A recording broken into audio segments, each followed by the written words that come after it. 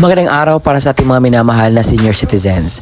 Sa araw po na ito ay isa sa mga itatakel po ng NCSC Commissioner ang Universal Social Pension Update, at hindi lang yan, may mga benepisyo pa na bigay ng ating gobyerno na itatakel din, at gusto kong ipalam ito sa inyo na sa gayon po ay meron kayong update kung ano yung dapat nyong malaman patungkol po dito. Inaanyayahan kita na tapusin mo ang video na ito hanggang sa dulo nang sa gayon po panibagong balita na naman ang inyong mapakinggan. Hindi ko na papatagan ng oras, heto na, inyo nang tanggapin. Updates sa mga programa, cash gift distribution at sa Universal Social Pension ng National Commission of Senior Citizens ating tatalakayin. Kasama si NCSC Chairperson, Attorney Maria Merceditas Gutierrez. Attorney Gutierrez, magandang tanghali po. Welcome po sa Bagong Pilipinas ngayon. Hi, magandang tanghali naman at magandang tanghali din sa mga nakikinig sa atin, especially sa ating mga senior citizens, at Happy Labor Day! Happy Labor Day po, Attorney.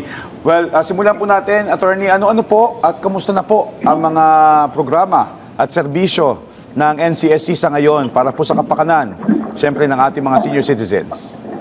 Yung programa ng NCSC ay ang pagbibigay ng tinatawag na centenarian gift o yung mga milestone gifts para sa ating mga senior citizens na umabot ng 80, 85, 90, 95. At na ito ay sila makakatanggap ng 10,000 pesos pag reach sa age na yan, at 100,000 naman sa naka-reach ng 100 years old.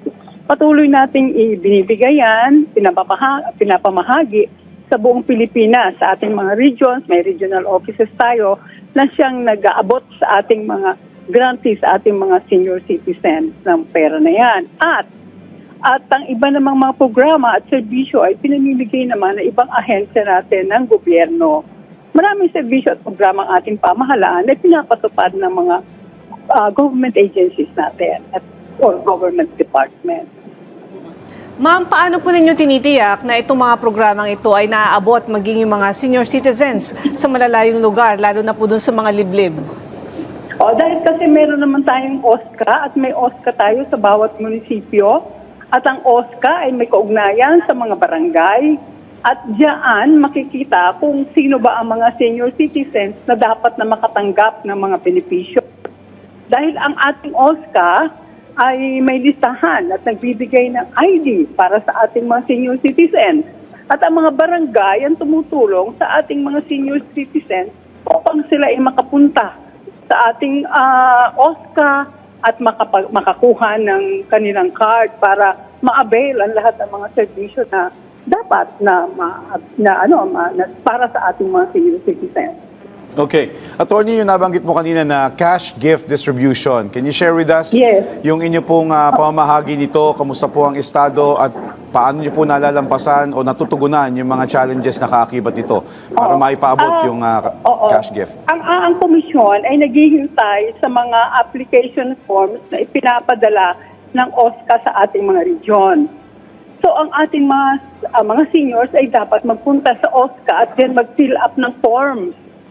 At alam nila yan na pagka pumunta sila, pipill upan nila yung forms na pinamahagi ng komisyon.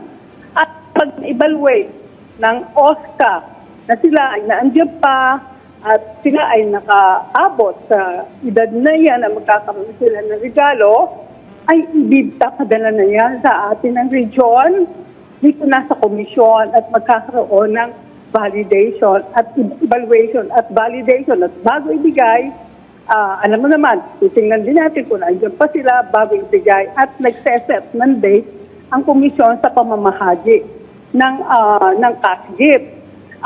Bago ako dumating, ang pamamahagi ay sa pamamagitan ng personal na pagbibigay ng mga tauhan ng komisyon. Pero napakadami nating grantees na kaya ang mula nang dumating ako, isinuggest ko na gawin na natin sa pamamagitan ng pagpapadala sa bangko.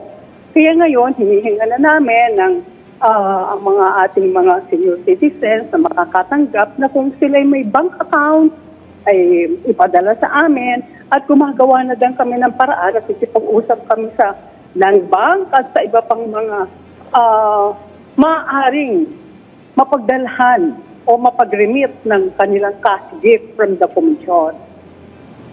Kasi napakadami eh.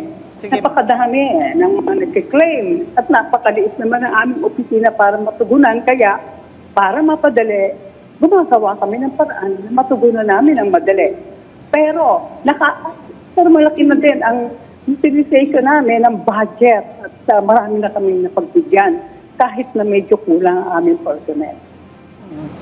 Attorney, may paglilinaw po ang NCSC na ang cash gift ay hindi ayuda, kundi pagkilala. Paano niyo po pinapaliwanag ito sa publiko? Opo. Dahil kasi yung mga serbisyo ng ating mga matatanda na sa ating komunidad, sa ating bansa, ay sila ay may kinalaman sa ating mga, kung ano man ang ating naging pag-unlad.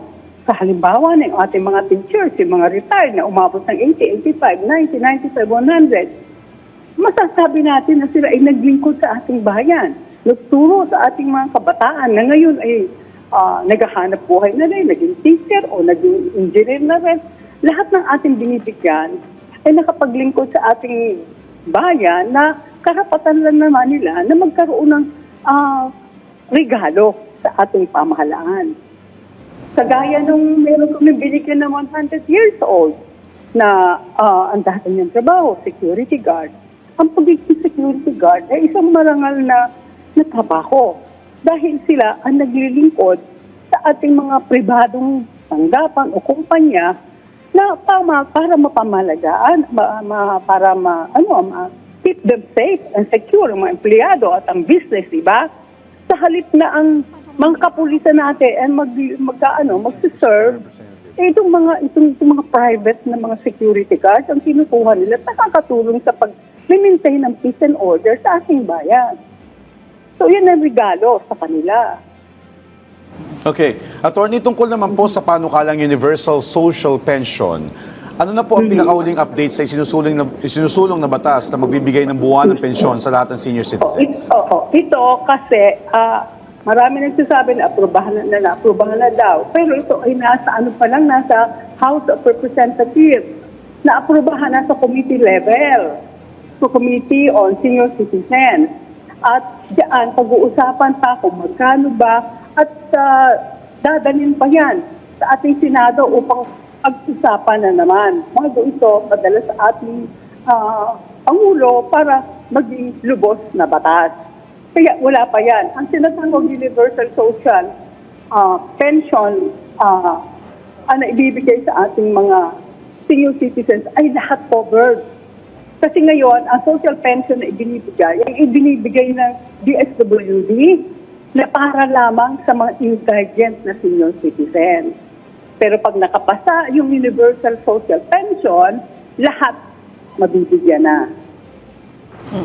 Attorney, kung may sasabatas na nga po itong Universal Social Pension, paano paghahandaan ng NCSC yung implementation nito, lalo na sa lumalaking bilang ng mga benepisaryo? Yan ay hindi pa natin alam kung ang mamamahagi ay ang komisyon.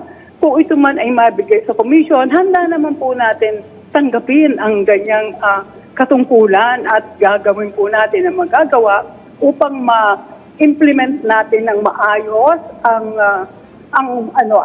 batas na yan na magbibigay ng benepisyo sa lahat ng ating senior citizens. Okay. Attorney, sa ngayon po, paano naman po naiiba ang kasalukuyang social pension program para po sa indigent seniors kumpara po sa planong Universal Social Pension? Dahil kasi nga, wala nang pipiliin as to whether indigent or not. At saka kung may pension ka o wala, ito ay ibibigay sa lahat. Basta sinabing senior citizens ka, registered ka as a senior citizen, pwede ka nang tumanggap. At pwede pa sa ating kahit na yung mga ating mga senior citizens na nasa abroad, pwede din silang tumanggap. So, Attorney, may follow-up lang po ako doon. Paano po yung mga bedridden, nasa malayong lugar, pupunta yung kamag-anak nila sa OSCA para yung OSCA bibisitahin sila? Ganun po ba ang proseso? Pwede naman yung gano'n. Pwede naman sila mag-authorize ng kamag-anak. At talaga namang bibigyan natin sila ng pamamaraan o talagang ibibigyan natin sila ng pagkakataon through their representatives na makuha ang kanilang benepisyo.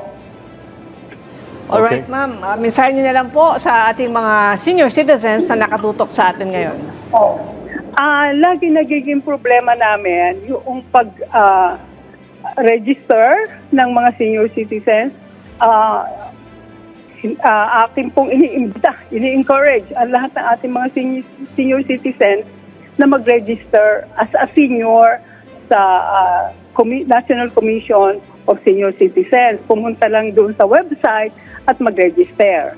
At yung lahat ng aabot ng age na 80, 85, 90, 95 at 100, bago pa lang mag-80 o bago pa lang mag-birthday, bago dumating sa mga edad na yan, ay kumuha na o mag-fill up na ng application form sa mga OSCA kung saan kayo nakatira at nakakasakop sa inyo. At para naman, bago pa lang, para pag nag-birthday kayo, matanggap nyo na ang regalo galing sa ating pamahalaan. At ang regalo na yan ay hindi ibibigay ng OSCA, ang nagbibigay ang National Commission of Senior Citizens. Kasi may mga reports kami na natatanggap, madami na pag natupunta sa OSCA, ang sinasabi, wala kami pera. Hindi naman ang OSCA ang nagbibigay niyan. Ang nagbibigay niyan ay ang National Commission of Senior Citizens. Basta meron kayong birth certificate na maipapakita at meron kayong picture, yung full body na picture, ay magkukwalify na kayo sa aming benepisyo. Alright, on that note, maraming salamat po sa inyong oras at impormasyon. National Commission of Senior Citizens Chairperson, Attorney Maria Merceditas Gutierrez. Thank you po. At yun po ang malinaw na detalye patungkol po sa update sa mga benepisyo ng ating mga minamahal na senior citizens. Hanggang sa muli, bye-bye!